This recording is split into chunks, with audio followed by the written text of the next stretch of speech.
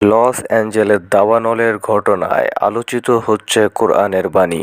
অনেকেই সামাজিক মাধ্যমে শেয়ার করছেন কোরআন হাদিসের বাণী।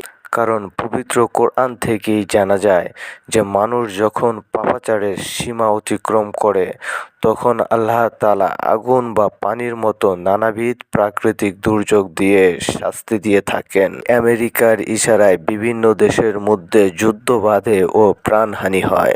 আদ এবং সামুদ জাতিসহ আরও নানা জাতিকে আল্লাহ তাআলা ইতিপূর্বেই ধ্বংস করে দিয়েছেন।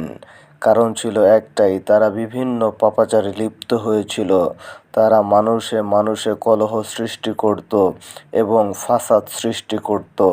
তাই বলা যায়, মানুষ যখন পাপ করতে করতে সীমা অতিক্রম করে ফেলে আল্লাহ তাআলা তখন তাদেরকে বিভিন্ন আযাব গজব দিয়ে থাকেন।